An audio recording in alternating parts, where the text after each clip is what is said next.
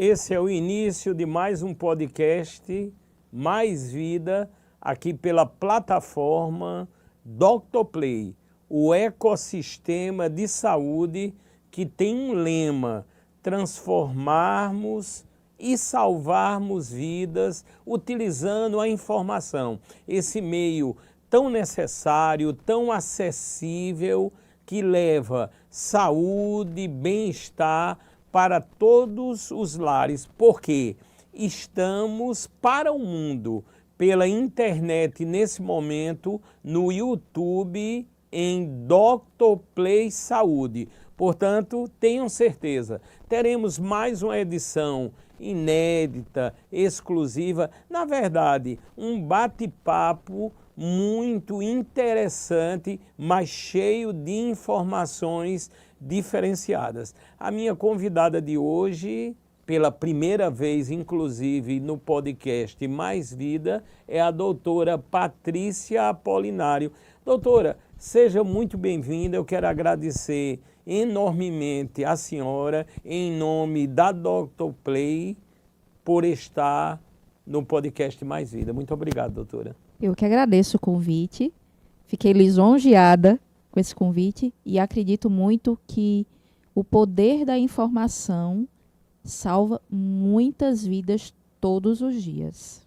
Doutora Patrícia Apolinário. Doutora, o trabalho ligado ao currículo, à experiência, ao conhecimento da senhora no direito da saúde, vamos dizer assim, é muito amplo. Uma atuação muito proativa. Eu me considero também um pesquisador, sei que é um cargo de imensa responsabilidade e muitos desafios. Doutora, a senhora é paraibana, conta um pouquinho da história da senhora para o grande público da Dr. Play. Por incrível que pareça, não sou paraibana, me considero paraibana de coração. Na verdade, eu sou filha de paraibanos, mas sou paulista. Estou aqui na Paraíba desde 2010, 2011, por aí. Sou advogada há 15 anos e há aproximadamente 3 anos meu escritório trabalha exclusivamente com saúde, né? Então, há aproximadamente 3 anos eu tive que me debruçar nesse mundo para entender, para além, né, do que a gente vê ali no direito constitucional, do direito à saúde, é um direito de todos. E aí eu tive que me debruçar um pouco mais para entender como é que isso funcionava na prática, no dia a dia, como é que isso impacta todos os dias na vida da população em geral. Doutora, um dos fatores que eu vi muito interessante, até pensando aqui, os pensamentos fluem em relação às várias entrevistas que eu já realizei no campo específico da saúde, eu notei que a senhora tem uma vertente e títulos também na área da bioética. E isso é muito interessante. Eu me lembro agora, eu vou até citar, mandar um abraço para o doutor Flávio Fabres, que é ligado à polícia científica, à medicina legal, que eu me lembro que ele tem um mestrado em bioética. E agora eu me deparo com uma advogada que também tem essa vertente e a ligação intrínseca com a saúde é total, porque ética tem que estar em todos os caminhos da saúde, não é isso, doutora? É sim, na verdade eu acho que quando a gente estuda no meio acadêmico, né, sobre a bioética, a gente vê aquelas discussões distantes, né, aqueles exemplos muitas vezes que gente, isso acontece na vida real. E aí, quando a gente puxa um pouquinho para a prática, a gente vê que muitas vezes não é dado o nome, mas o que temos ali naquele momento é um dilema da bioética, né? E aí a gente precisa ter essa sensibilidade. Aí é quando a gente consegue juntar tanto a parte, vamos falar assim, essa parte acadêmica, estudada, né? Que a gente acha que vai ficar só ali nos livros, e a gente une ao dia a dia. A gente vê que se a gente conseguir embasar a nossa tese, né, jurídica em cima daquele conceito, muitas vezes a gente vai conseguir ter sucesso e vai conseguir trazer conforto a famílias. A gente vai começar a falar de famílias numa situação dessa, porque não impacta só numa pessoa. Quando a gente pensa na doença, isso para mim é muito real, é o seguinte, a gente vê que a doença muitas vezes se instala em uma pessoa daquela família, mas toda a alma daquele núcleo familiar, muitas vezes ele fica adoecido junto. E ali começam os conflitos e algumas necessidades, onde a bioética vai entrar e ela vai conseguir equilibrar. Não só a bioética, também o direito civil, o próprio direito constitucional, mas a gente consegue trazer esse equilíbrio. E para mim, enquanto advogada, que sou uma pessoa extremamente, gosto de ver o resultado, a prática, eu percebo que traz esse conforto para aquela família, traz realmente conforto. Você tira aquele conceito do livro, do abstrato, e você coloca num núcleo familiar, trazendo solução. Doutora, muito interessante. Lógico, a senhora está diretamente ligada à OAB, Seção Paraíba. Eu estou me lembrando, vou mandar outro abraço, até porque sou de Campina Grande, e nós temos hoje o doutor Alisson Tagino na presidência, que eu conheço assim de perto, uma pessoa extraordinária, não é, doutora? Uma pessoa extraordinária. O nosso presidente, eu acho que muito do que a nossa Comissão de Direito Médico e da Saúde conseguiu atuar aqui no Estado, em audiências públicas que somos convidados, se deve muito à liderança dele. A liderança de Dr. Alisson nos permite esse caminhar, essa visão humanizada que ele tem de entender a importância de algumas pautas, né? Às vezes a gente chega para conversar com ele, traz a relevância da pauta, aí lógico que tem que convencer, né? Tem que convencer. Lógico. Mas ele consegue levar para frente as pautas junto com a comissão, entende a importância. Então, a gente está muito bem liderado hoje na OAB com o Dr. Alisson. Eu sou uma admiradora do trabalho dele. Eu também, doutora, e lembro sempre, né, de Campina Grande, da maravilhosa cidade de Campina Grande. Doutora, já temos a primeira teletema e sempre lembrando ao nosso público, o programa não acaba nunca, daqui a pouquinho para a eternidade no YouTube, em Dr. Play Saúde. Doutora, temos aqui cobertura dos tratamentos de alto custo pelos planos de saúde.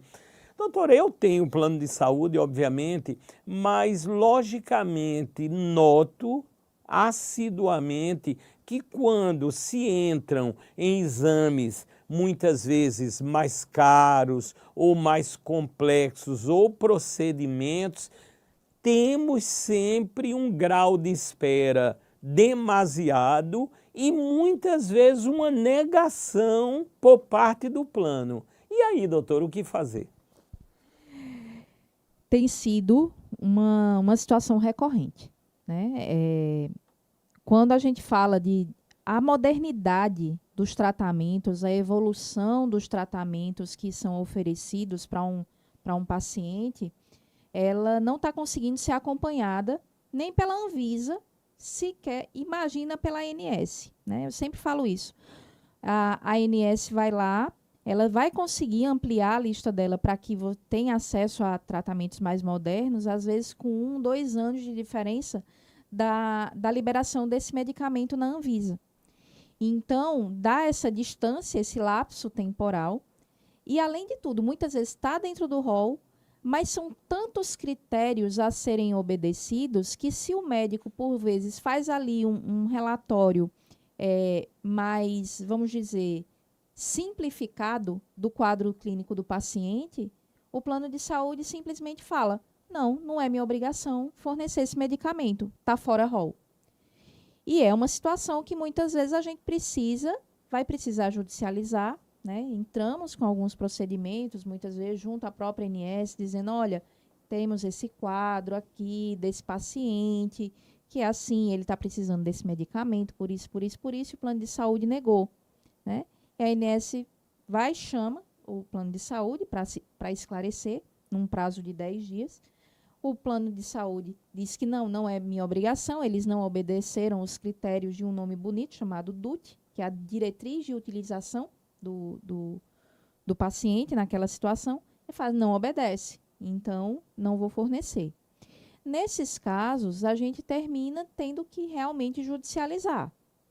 E aí é quando a gente começa a conseguir que alguns tratamentos cheguem até o paciente que mais precisa. E aí uma informação importante é que, embora se critique muito a judicialização da saúde no país, a gente pode falar que apenas 1% dos pacientes que têm tratamento negado pelos planos de saúde, eles buscam auxílio judicial. Ou seja, por mais que haja um crescimento da judicialização na saúde, é um percentual muito pequeno de pacientes que judicializam, né? Ou seja, para eles continua sendo lucrativo negar esse tratamento. Entendi, doutora. Agora, doutora, tem outro pensamento nessa linha. Lógico, a maioria dos que precisam da saúde são pessoas demasiadamente carentes, né? Lógico, de qualquer tipo de recurso.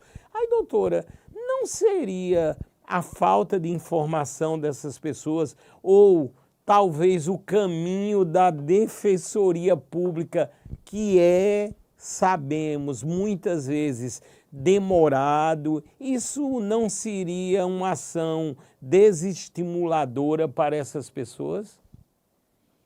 O plano de saúde, ele para começar, ele vence no cansaço. Eu particularmente, eu tenho essa visão, tá?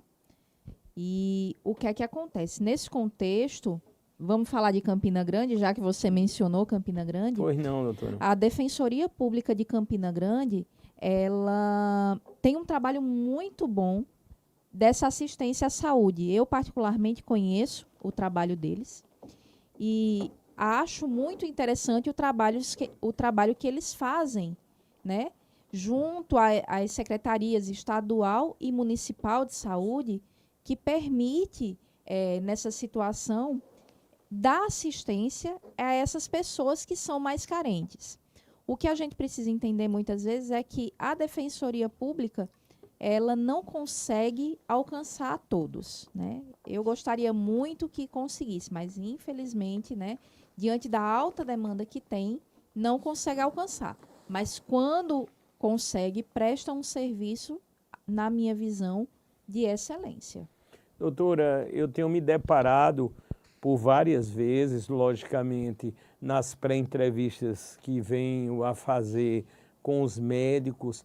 Outra coisa que tem ocorrido muito é o sistema que está fora do ar. Isso é uma coisa, os sistemas que não são unificados, os intercâmbios, que isso ocasiona uma demora muito grande e, por vezes, o paciente ali está em uma situação grave ou que deve ou pode se agravar. Não é isso, doutora?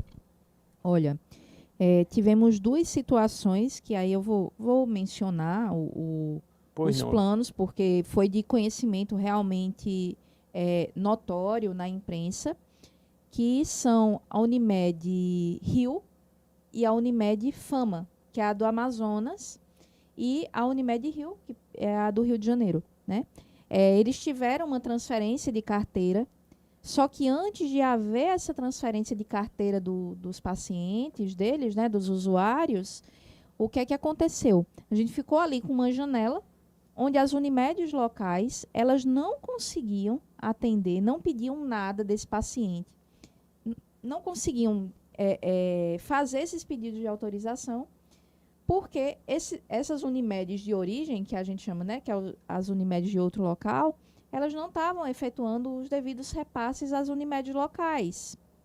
Então, a gente ficou nesse limbo e diversos pacientes, muitos pacientes sem tratamento, durante um longo período, eles até conseguiam tratamento de urgência e emergência, mas eles não conseguiam a continuidade do seu tratamento. Vou dar um exemplo disso. Eu seria, vamos dizer que eu fosse uma paciente da Unimed Fama ou da Unimed Rio. Estou aqui em João Pessoa, porque moro aqui ou porque estou aqui em trânsito, enfim. E aí, eu tenho uma emergência, certo? Tenho um acidente de carro. Certo. Vamos dar um exemplo. Tenho um acidente de carro, faço uma cirurgia na coluna E aí saio, fico na casa do meu filho, que mora aqui em João Pessoa, estou aqui, e eu preciso de uma fisioterapia. O atendimento de urgência que aconteceu pós-acidente eu conseguiria, estaria ok. Porém, a continuidade desse tratamento com fisioterapias, eventuais exames, eu não conseguia. Porque aí a Unimed Intercâmbio já não conseguia fazer essa tratativa. Você não precisa nem falar o tamanho do prejuízo que isso estava causando para os pacientes. Ou de um paciente que já mora aqui em João Pessoa e precisasse de uma consulta de rotina, também não conseguia. Então, isso levou-se um tempo para conseguir regularizar. Até lá, alguns casos precisaram ser judicializados, né? Não teve outro jeito. Doutora, aí no caso, os juízes, vamos dizer assim, que têm o poder de decisão, eles têm essa sensibilidade quando se trata da saúde, da urgência necessária, eles estão bem informados, porque sabemos que são muitas as vertentes, as jurisprudências. Como é que a senhora vê os juízes de forma geral na causa da saúde? E eu sempre ressalto, principalmente dos mais necessitados. É ponto delicado da conversa. Os juízes, quando a gente consegue demonstrar de forma muito contundente, vamos dizer assim, a necessidade, explicar de forma detalhada o porquê daquela urgência, porque aí existe um grande detalhe, eu acho que é o que é mais essencial. Se a gente for pensar em urgência para o senso comum, é o que tem risco de vida, né? Ah, não, se não tem perigo de morrer, pode esperar. Mas nem sempre. Porque quem tem dor tem pressa. Quem tem um risco de agravamento do quadro tem pressa.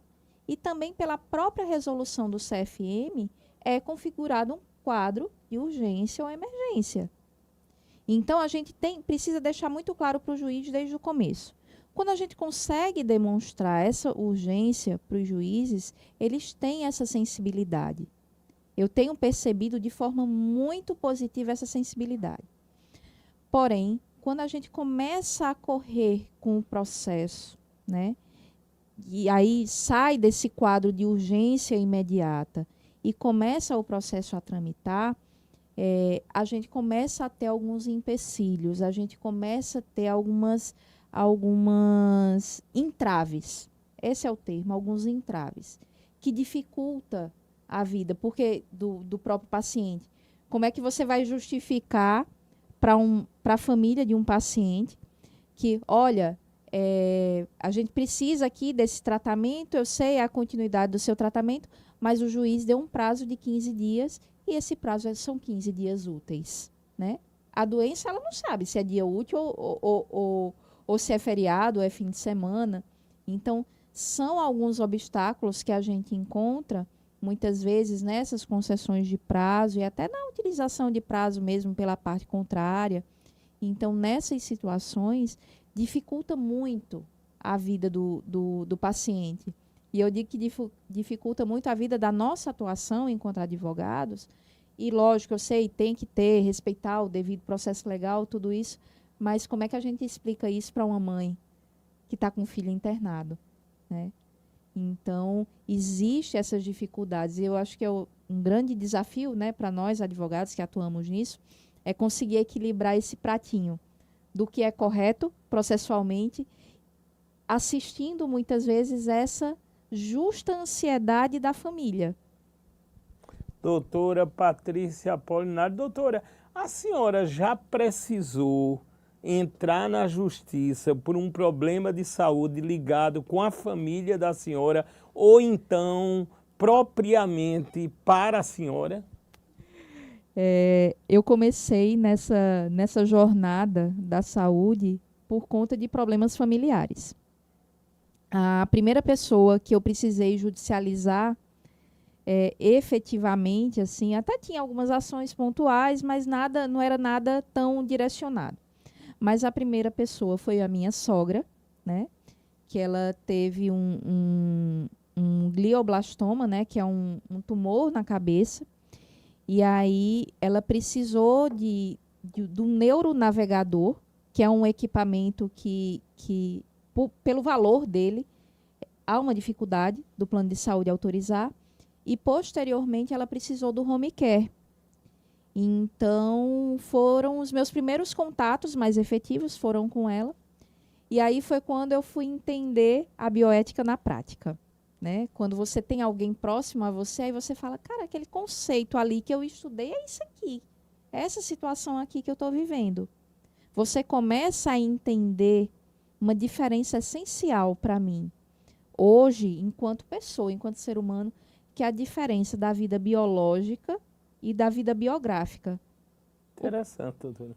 O que é importante para mim, enquanto pessoa, é muito diferente do que é importante para você. Isso tem que ser levado em consideração no momento de tratamento, Lógico. né? Então, se o médico chegar e olhar para mim exclusivamente como um ser biológico, sem pensar no que é importante para mim enquanto Patrícia, mãe, filha, esposa, amiga, os gostos que Patrícia tem, o que é essencial para ela, o impacto daquele tratamento ele é muito diferente, Verdade. né? Então, foi aí que eu comecei a entender a bioética na prática, assim, no dia a dia. Muito interessante. Ô, doutor, e o processo? Só um detalhe, ele correu rápido, deu tudo certo, doutora? Ou a senhora teve preocupações nesse caminho? Muitas preocupações nesse Muita, não foi, doutora? caminho, muitas preocupações nesse caminho, mas a gente conseguiu a efetividade do tratamento. E aí é um detalhe importante. Pois não, doutora. Até hoje eu ainda não tive sentença. Esse processo corre há aproximadamente 4 anos. Foi até bem lembrado isso. São 4 anos que esse processo corre, ele ainda não tem sentença, ainda está no primeiro grau o processo, mas a gente teve efetividade, conseguiu, ela tem uma boa assistência, um bom tratamento, graças a Deus. Está lá em casa, bem cuidada, bem assistida. Mas, assim, parece até um longo inverno lá atrás, mas já há 4 anos ela está com a gente, muito bem tratada, graças a Deus. Graças a Deus. Vamos pensar positivamente. Doutora, nessa tela, inclusive, eu gosto muito, né, de gerar as imagens pela inteligência artificial, atuo também na área de tecnologia, isso me empolga ainda mais. E diz aqui, cancelamento em massa de contratos, de planos de saúde. Doutora, quando a gente vai na internet, os casos são assustadores, né? E pessoas que muitas vezes precisam do tratamento multidisciplinar, ou então pacientes que têm doenças, vamos dizer, autoimunes ou crônicas, se deparam indevidamente com cancelamentos de planos de saúde. A senhora tem notado isto também muito aqui na nossa Paraíba? Tenho percebido de forma muito forte aqui na Paraíba. Não só na Paraíba, infelizmente, o país inteiro ele está tendo uma enxurrada desses cancelamentos. E, mais uma vez, esbarra na questão da informação, né? São, por vezes, planos de saúde que têm uma administradora como intermediária entre aquele usuário e o plano de saúde, né? Então, você recebe uma cartinha, que não é necessariamente uma cartinha de amor, você recebe aquela cartinha, já com uma opção de você fazer uma portabilidade do plano, geralmente para um plano mais caro, né? Então, se você não tem a informação, o que é que você faz? De pronto, você aceita aquilo ali como a única opção, faz a portabilidade, vai para um plano de saúde mais caro. Muitas vezes o novo plano de saúde, justamente por conta de um quadro clínico e uma doença pré-existente, não aceita essa portabilidade, fala que não tem interesse comercial, não dão muitas justificativas, até para não fazer prova contra si. E aí o paciente fica ali meio que perdido, num limbo, vamos dizer assim. Temos atendido bastante clientes nessa situação, de forma muito recorrente. Posso pegar um caso de exemplo? Pois não, doutora, sim. Teve um caso muito interessante, que foi o seguinte, não foi aqui na Paraíba, mas me causou muita me saltou aos olhos porque foi o seguinte. Uma amiga entrou em contato e falou assim, Patrícia, lembra de fulana? Eu digo, lembro. Ela descobriu que o câncer dela voltou. Aí eu disse, caramba, foi. Eu disse, na mesma hora, né? A cabeça já faz assim, tum. Eu fiz, qual o plano de saúde dela? Aí ela falou, tal plano de saúde. Eu disse, olha, pede para ela ficar de olho. E-mail, carta. Esse plano, ele está fazendo cancelamento em massa. O caso dela, ele não pode cancelar. O plano de saúde dela tem que ser mantido para ela manter o tratamento dela vigente. É mesmo? Eu disse, é. Então, pede para ela ficar atenta, conversa com ela, pede para ela ficar atenta. Acho que não deu uma semana. Estava entrando em contato comigo, me mandando um print do e-mail que ela tinha recebido. Eu disse, já estão oferecendo um novo plano. O novo plano que ofereciam era aproximadamente 30% mais caro, né? Ou seja, você já está num tratamento médico complicado, que é o tratamento extremamente estigmatizado, que é o tratamento do câncer, e você ainda recebe uma carta dessa com a possibilidade de você migrar o plano para um plano 30% mais caro, né? Então, aí eu conversei com ela, disse, olha, não aceita, você vai continuar com o teu plano de saúde, tudo direitinho, precisamos judicializar, não teve outro jeito, precisou judicializar a situação. Só que daí ela já deu continuidade, a gente já teve notícia, está tudo ok, o plano dela de saúde tá ativo e caminhando certinho, ela tá fazendo o tratamento dela da forma correta. Mas assim, me saltou muito aos olhos porque na hora que ela falou que tinha sido diagnosticada, minha primeira reação foi perguntar qual era o plano. E sabia que era um plano que estava fazendo cancelamento em massa. Né? E eles pinçam, né? Na verdade, eles pinçam aqueles usuários que fazem muito uso do plano de saúde, que são aqueles usuários que eles já não têm mais interesse de manter na carteira deles. Né? São pacientes de tratamento contínuo, tudo, e aí a gente volta para aquele percentual do comecinho. Se a gente tem aproximadamente só 1% que judicializa, para eles está vantagem, está ok. Verdade. Mas, doutora, que informação relevante, muito necessária. Já agradecendo e lembrando, nós estamos ao vivo. Esse é o podcast Mais Vida pelo ecossistema da Dr. Play. Doutora Patrícia, temos agora internação domiciliar e os direitos do paciente. Doutora, no caso aí, eu acho que muitas pessoas talvez não saibam desses direitos. Por exemplo, eu vou seguir uma linha de raciocínio. Se ele está ali diante de um plano e houve um momento em que já se deu a alta, mas ainda demanda tratamentos, fisioterapia, por exemplo, e já está em casa. O paciente ele tem todo o direito, inclusive em relação aos insumos. Como é que funciona isso no âmbito da lei e dos planos, doutora? Vamos lá. Essa é uma situação bem recorrente, que é justamente dessa continuidade, que eu não gosto nem de chamar de home care, eu prefiro chamar de deshospitalização. Certo. Quando a gente está lá no hospital, está com alguém no hospital, às vezes por conta do próprio processo de envelhecimento, ou por conta de uma doença grave, um pós-cirúrgico mais complicado. Então, esse paciente, muitas vezes, ele está ali dentro do ambiente hospitalar e aquele ambiente hospitalar, para ele, está ficando arriscado. Tem uma infecção de repetição, há dificuldades para a própria recuperação do paciente. Por exemplo, se você tem um paciente que ele tem problema de discernimento realmente, quanto mais ele tiver no ambiente que ele se lembre, no seu ambiente de casa, melhor vai ser para a recuperação dele. Então, o que é que acontece? Nessas situações, o deshospitalizar e levar ele para casa com um serviço de assistência domiciliar é direito do paciente. A gente precisa fazer uma diferença que ela é bem interessante, que é a seguinte: é uma situação que você está buscando um cuidador ou é uma situação que você está precisando de assistência de saúde? Se é uma assistência de saúde, é dever do plano conceder. Se é uma situação de cuidador, não. Aí é familiar. A família que tem que arcar, né?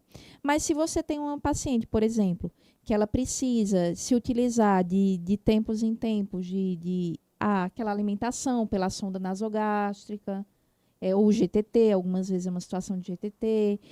Tem risco de broncoaspiração.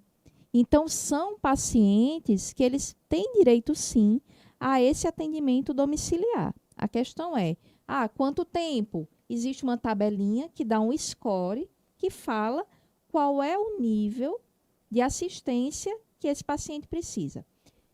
A partir do momento que esse paciente está em tratamento domiciliar pelo plano de saúde, todos os materiais e medicamentos que esse paciente precisa são de dever de cobertura pelo plano. A gente faz um paralelo com o hospital. Se estivesse no hospital, não ia estar fornecendo da dipirona ao medicamento mais complexo, ao medicamento injetável. Sim, sim. Então, O mesmo segue direito se para estende casa. para casa. Segue Muito para casa. interessante, doutora. Aí a gente faz uma diferença importante aqui, que eu acho que daí é uma informação interessante. Se você enquanto usuário, você está fazendo uso, se você vai numa consulta eletiva, vai lá, e o médico te passa um medicamento, mesmo que ele seja de alto custo, mas que você sai de lá, compra na farmácia e toma em casa sem assistência, não é dever do plano de saúde, porque é um medicamento domiciliar. Mas se é um usuário dessa assistência de home care, esse mesmo medicamento que você compra na farmácia, ele passa a ser obrigação do plano, né? Então, a gente tem que sempre fazer essa diferença, tá? De quando é dever do plano de saúde e de quando não é.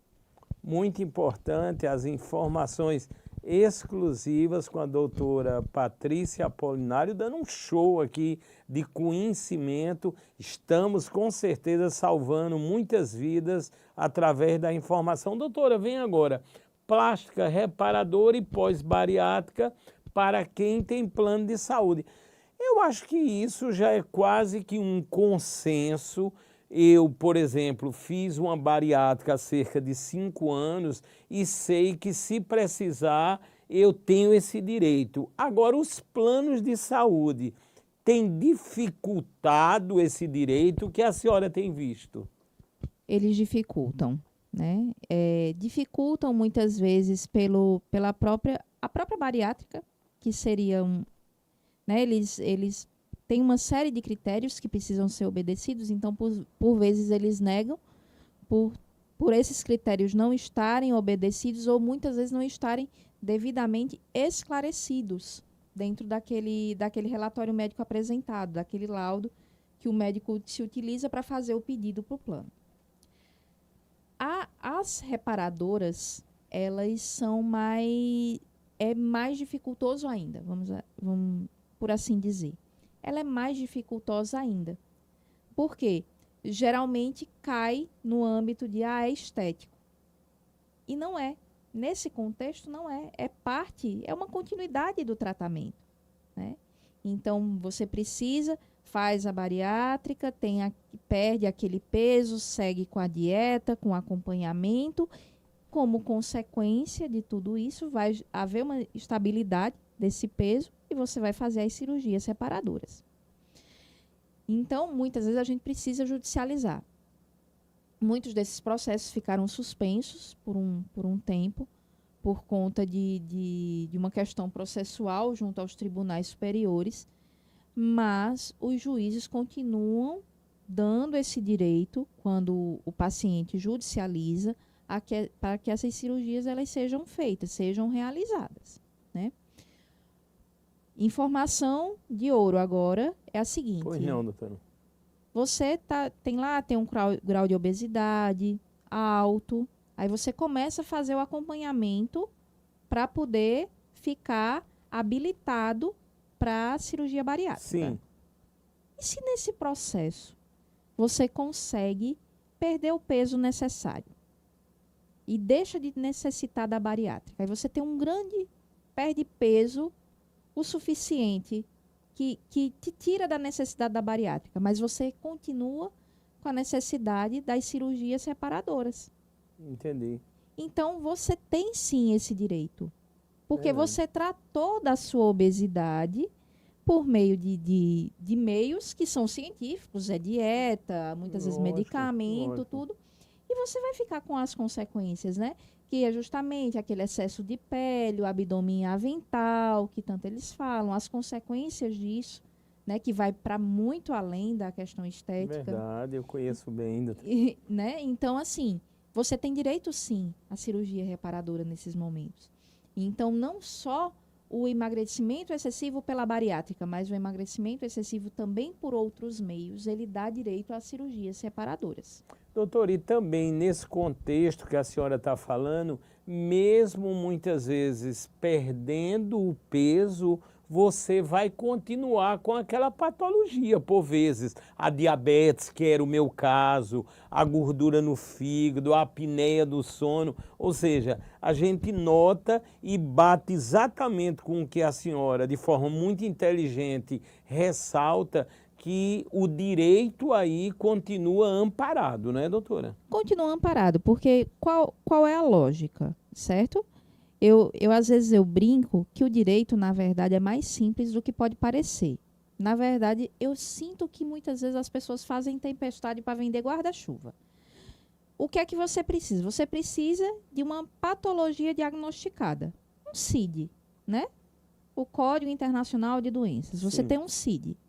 Então, tem o CID ali, uma doença? Aí, ok, eu tenho. Fui diagnosticado com uma doença. Daquele outro lado, eu tenho um tratamento que tem respaldo científico para aquela doença, para trazer a cura, ou conforto, ou controle? Tenho. Então, tem dever de cobrir.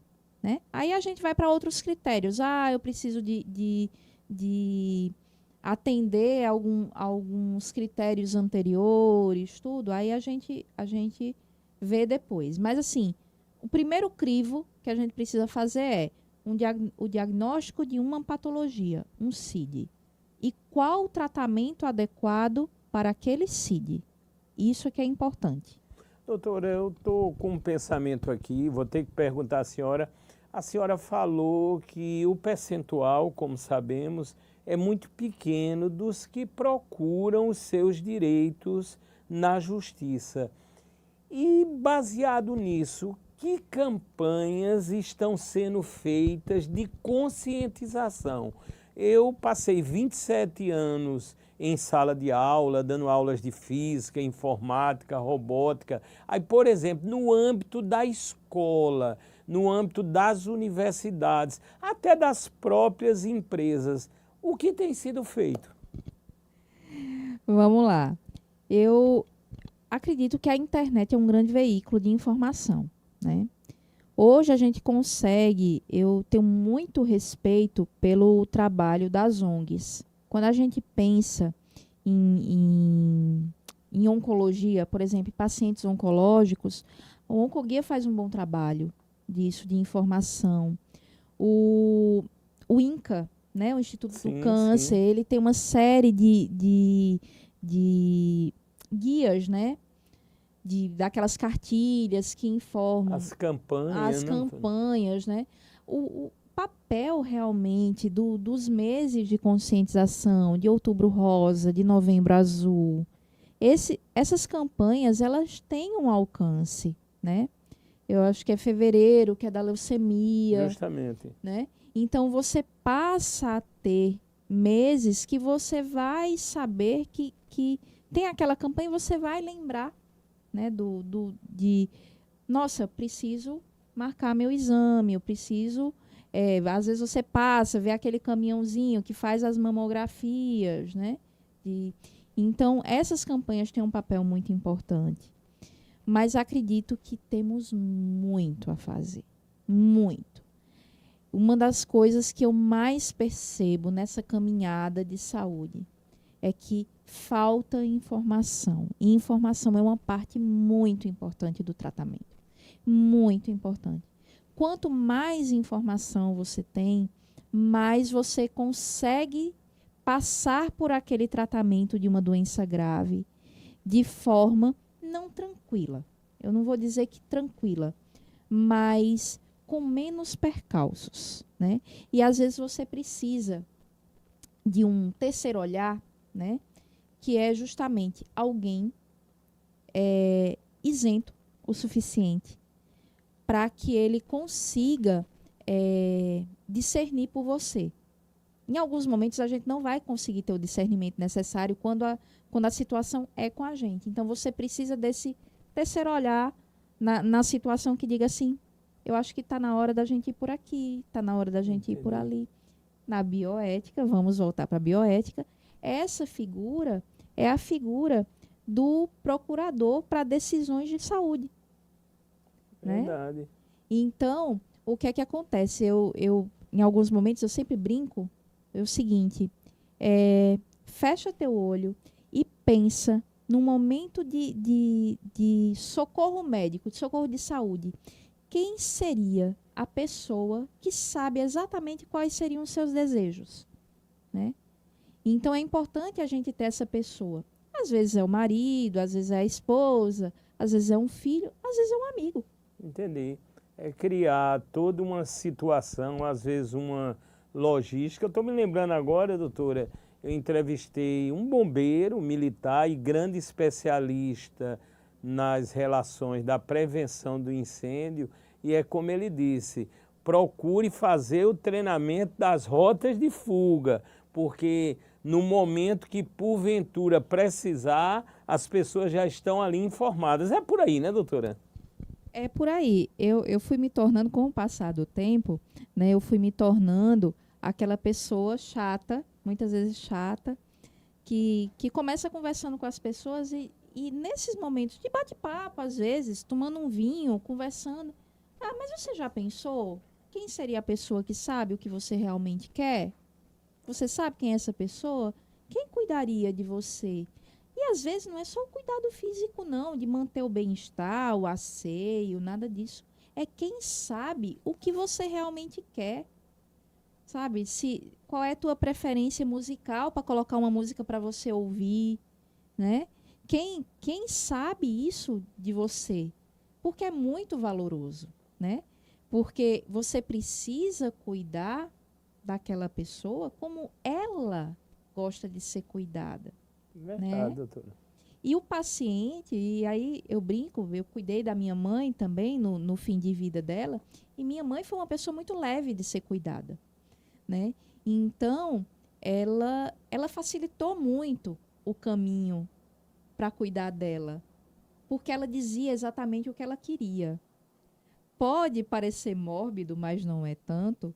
Ela, poucos dias antes do falecimento dela, ela já tinha me descrito tudo o que ela queria de velório, onde estava a roupa que ela queria se vestir, porque a doença dela era grave, tudo isso. E aí, nessa hora, você vai só gravando a informação. Quando aconteceu, quando o inevitável aconteceu, eu sabia exatamente do que ela queria. Me facilitou, vou ser muito honesto para você, facilitou o caminho, né? Não, ela quer isso, isso, isso, vai ser dessa forma. É até um desejo em vida, né? Que tem que ser respeitado, Que né, tem que ser doutora? respeitado, por quê? Se você for parar para pensar, após seu falecimento, o teu patrimônio continua. Lógico. As lembranças que as pessoas têm de você também. A tua vida biográfica, ela continua após sua morte, né? Então, as pessoas vão lembrar de você.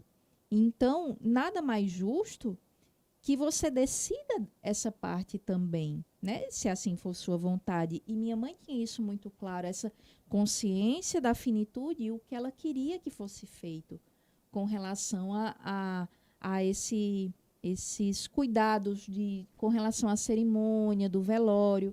A família da minha mãe é uma família de interior, uma família simples, mas que tem todo um ritual muito próprio nessa questão do falecimento, do fim de vida. Então, você percebe a importância naquele contexto familiar, a vida biográfica, o que você viveu a vida inteira, né? Que interessante. Que história linda, além de tudo, né, doutora? Doutora, nessa imagem agora, está na Constituição, todo cidadão tem direito à saúde de qualidade. Agora, doutora, a foto aí, eles estão meio tristes, viu? Parece que essa qualidade não está sendo estendida a todos. E aí, doutora? Deveria, né? Deveria, né, doutora? Deveria. Eu tenho conversado bastante com médicos, com as pessoas que atuam na área. Eu sempre tenho discutido a questão do custo social do tratamento, né? É o que deixa essa carinha triste. Verdade. Essa carinha triste fica porque muitas vezes um pai de família que é acometido por uma doença grave, ele sabe que ele não vai ter o tratamento ideal e ele muitas vezes vai deixar a família dele desamparada. Às vezes ele é o único provedor daquela família. E ele vai deixar aquela família desamparada. Então, assim, quando a gente pensa no custo da saúde, né, a gente pensa, é um custo alto, é muito dinheiro que vai para a saúde. Mas, infelizmente, também temos um grupo muito grande que precisa, né? E às vezes vai ficar no meio do caminho, justamente porque falta informação, falta orientação. Então, você vai ver algumas discrepâncias nisso tudo. Você vai ver, muitas vezes, um medicamento vencido sendo descartado pelas secretarias de saúde e, na outra ponta, um paciente que precisava daquele medicamento e ficou sem. Ele só não sabia onde pedir. Ele não sabia como fazer para pegar aquele medicamento. Então, a gente precisa trabalhar a informação, a gente precisa tratar com muito cuidado, cobrar de quem precisa ser cobrado, né? A gente estava conversando sobre questão de regulação, e aí essa questão de treinamento de regulação de paciente nos municípios, muitas vezes você tem a cada 4 anos, se mudar o prefeito daquela cidade, mudar nas cidades menores, muda a secretaria de saúde, começa tudo do zero. Verdade. Ninguém sabe direito como fazer aquilo ali, né? Então você vai começar tudo de novo. E nesse lapso temporal, até aquelas pessoas se situarem e saber como funciona, alguém ficou pelo caminho. Verdade. Alguém desistiu de se tratar, né? Então, a gente precisa entender dessa necessidade da continuidade do serviço público de saúde também. E muitas vezes, doutora, ações até positivas de governos ou de governantes anteriores são simplesmente abandonadas quando se chega, vamos dizer assim, um governo que é oposição, e isso vai complicando a vida do cidadão, né, doutora? Vai. Eu sou essa pessoa que até uns 4 anos atrás, que você perguntasse a mim, Patrícia, você vai para uma audiência pública, numa Assembleia Legislativa? Nunca que eu coloco o pé ali. Nunca. Hoje eu consigo entender a importância daquilo ali. Para mim, você vê trazer a relevância pública desses momentos. De cobrar quem precisa ser cobrado, né? Inclusive isso, de chegar, não importa se é situação ou posição, você chegar e dizer assim, olha, se esse trabalho aqui está sendo feito, está sendo bem feito, você não precisa descartar. Não é porque foi o coleguinha que fez que você tem que chegar ali e destruir tudo. Às vezes a continuidade é o caminho, né? Reconhece que o outro fez um bom trabalho, que muitas vezes pode ser melhorado, mas que precisa ser dado continuidade, né? Nesse caminho, justamente para não deixar ninguém. Então, eu brinco muito com isso, com alguns colegas e digo, olha, falou da pauta de saúde, eu vou, não quero saber. Muito interessante. Eu não quero saber. Por quê? Porque eu quero que a informação chegue. Eu quero que muitas vezes, porque quem está atrás do balcão, Fábio, às vezes está longe, está distante, não imagina que do outro lado são vidas. Verdade. Entendeu? Você não tem o impacto. Eu fui entender porque eu estive daquele lado. Eu, enquanto familiar de paciente, eu estive do outro lado. Para eu entender, eu disse, caramba, é assim que funciona? Vai ser só um número mesmo? E aí, como é que a gente vai fazer daqui para frente? O que é que eu vou fazer? uma coisa meio Homem-Aranha. Diante desse poder que foi me dado, que é o poder da informação, vai ser só isso aqui mesmo que eu vou fazer ou eu vou conseguir? Eu não vou conseguir mudar a realidade de todas as pessoas, mas se eu conseguir mudar a realidade de 2 ou 3, muitas vezes clientes, outras vezes não. Outras vezes é alguém que vai assistir aqui a esse vídeo, vai assistir esse podcast, vai ouvir, muitas vezes vai estar dentro de um elevador e vai dizer, nossa, ela falou isso, faz sentido. Gente, será que eu não posso melhorar a vida da minha mãe com essa informação? Entendeu? Chegou a informação para mais um. É uma família que está sendo mudada a realidade. Plantando a sementinha e a gente vai chegando lá, não é, doutora? Eu sou poliana, tá? Eu sou poliana. Eu acredito na capacidade do ser humano mudar o mundo. Com certeza. Sou dessa linha também. Doutora, nós estamos chegando quase no final, ainda temos essa tela.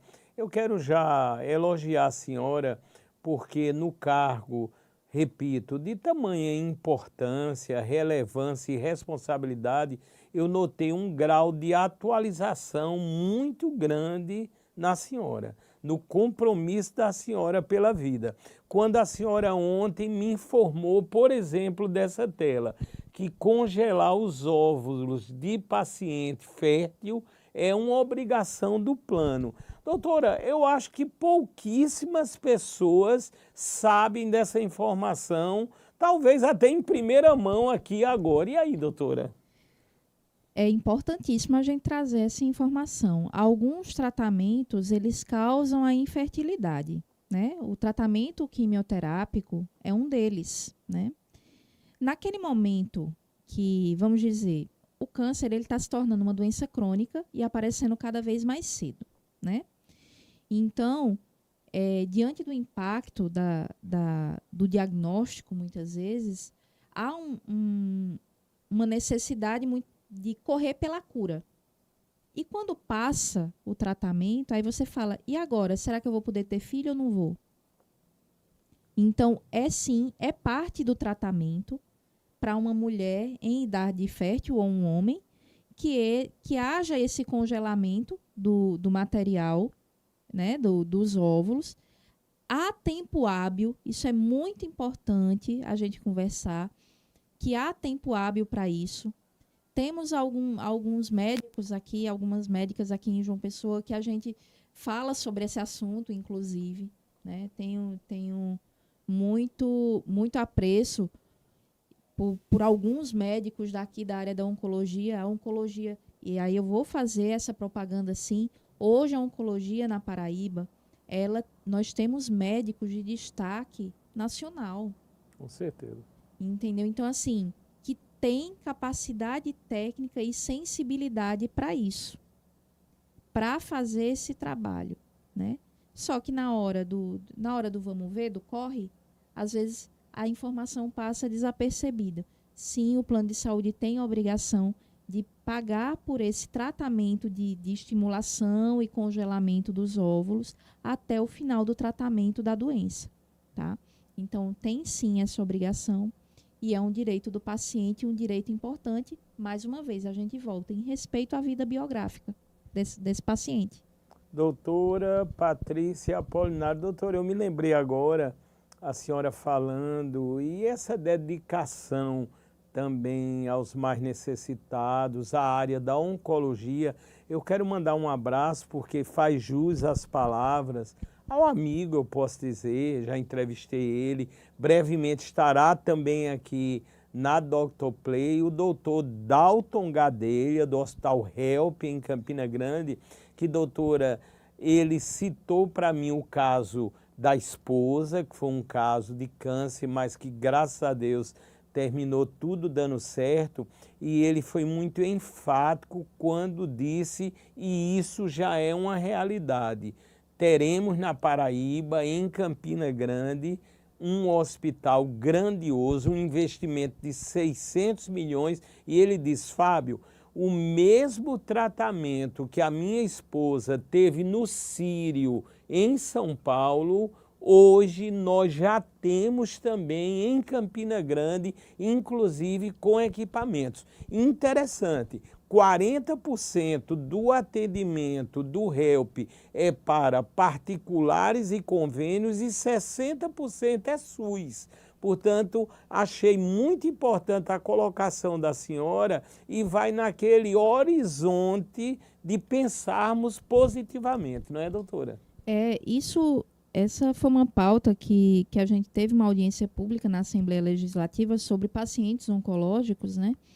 E eu até, a minha fala naquele momento, eu repito em qualquer lugar, igual um disquinho arranhado.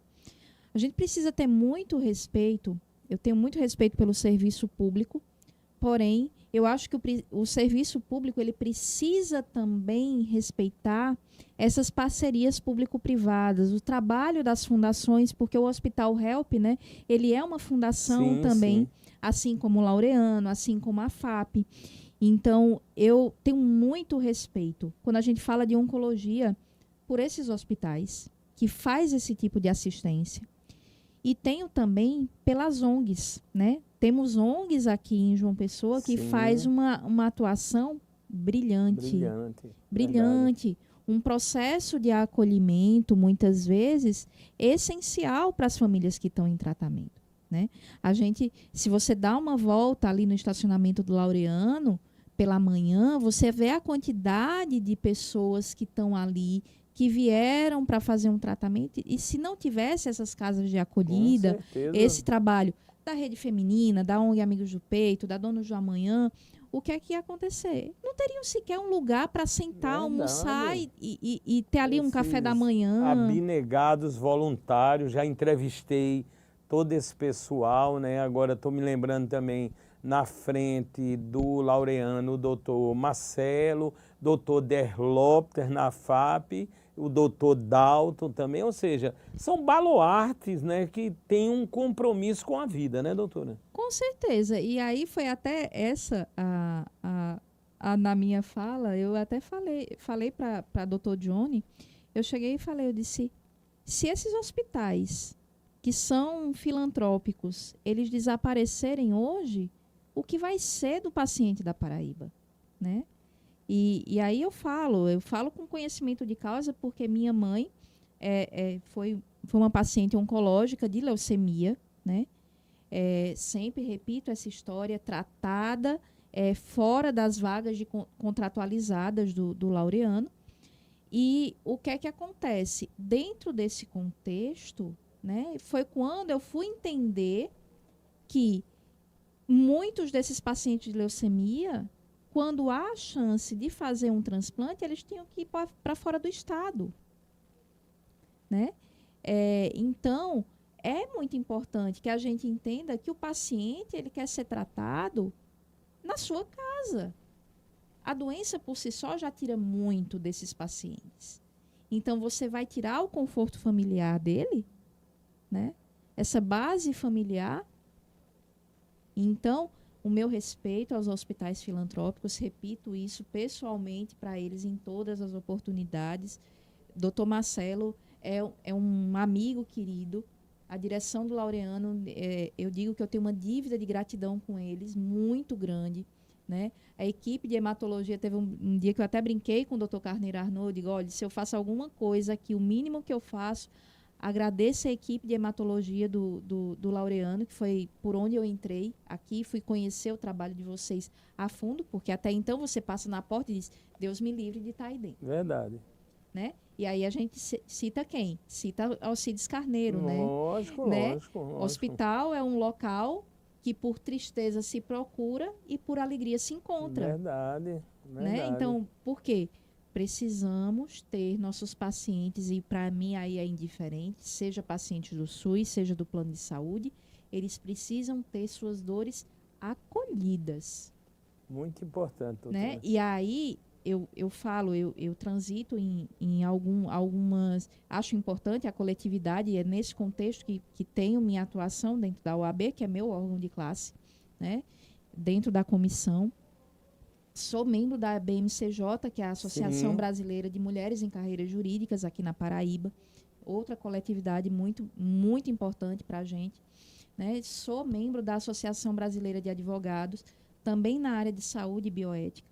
Então, sempre nessas coletividades, eu trago essa importância. A gente precisa levar informação, a gente precisa se unir para acolher dores.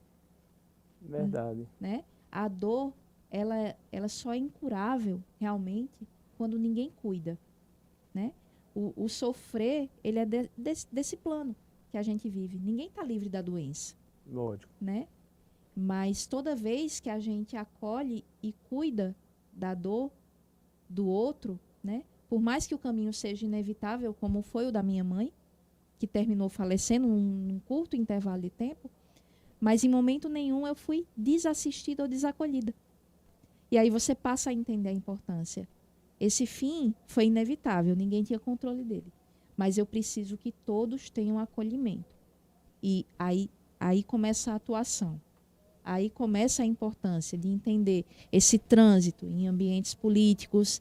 Eu vim aqui conversar com você, né? A gente trazer essa pauta, se unir a outras pessoas que façam assim, vamos diminuir o sofrimento do outro, né? O meu conhecimento é esse aqui, o que eu tenho para vocês para oferecer é o meu conhecimento jurídico. É isso que eu tenho. Aí a gente dá a mão para um médico. Olha, o conhecimento que eu tenho é o da medicina, o conhecimento que da enfermagem. E a gente une esses conhecimentos e a gente caminha melhor. E vamos salvando vidas, né, doutora? Salvando vidas. Doutora Patrícia Apolinário. Doutora, já no finalzinho do podcast Mais Vida, pelo ecossistema Dr. Play, estamos ao vivo, já agradecendo. Doutora, eu sou muito ligado à tecnologia e nessa tela final diz a tecnologia em prol da advocacia brasileira. Doutora, como a senhora está vendo a explosão da inteligência artificial? A senhora vê com bons olhos ou com restrições? E aí, doutora? Eu vejo com bons olhos. Preciso dar minha parcela de velha guarda da advocacia. Ainda sou muito carinha no livro. A solidão entre eu e o livro ainda é importante. A inteligência artificial ela vai ajudar muito a advocacia. Mas ela nunca, em momento algum, ela vai excluir a nossa importância enquanto advogados. A inteligência artificial vai me dar uma peça excelente.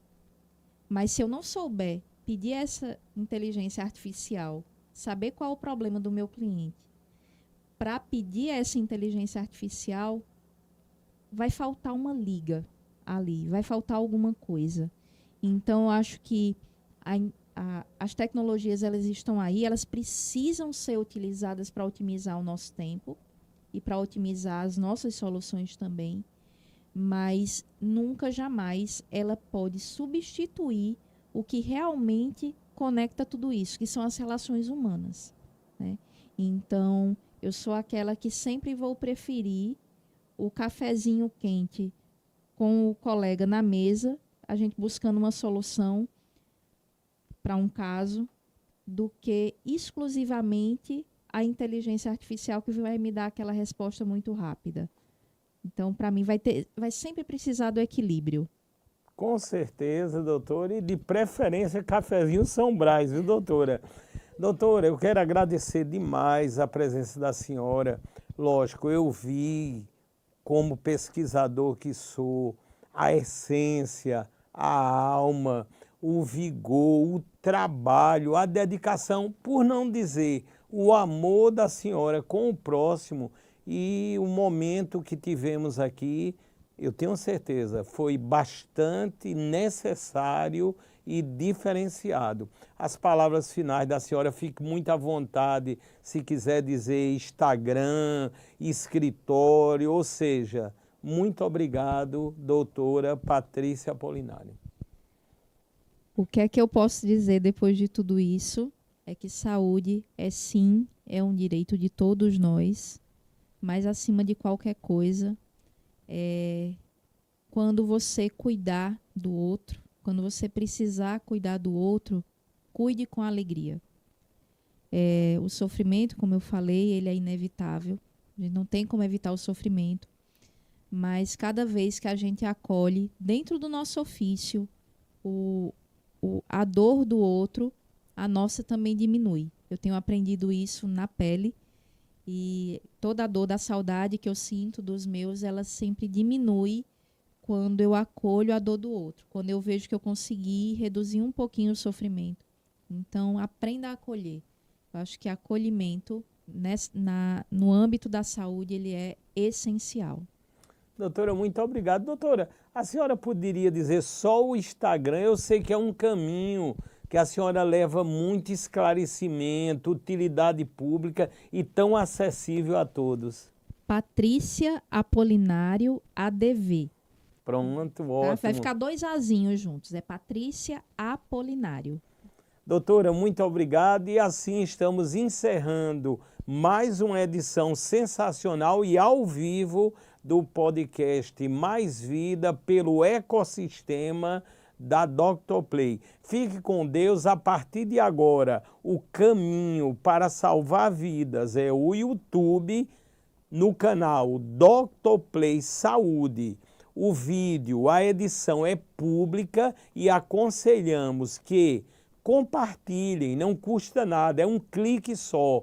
Podem recortar trechos, colocar nas redes sociais, como por exemplo no WhatsApp, no Telegram, enfim, vamos divulgar e ajudar a salvar mais vidas. Muito obrigado, fiquem com Deus e até as próximas edições do podcast Mais Vida.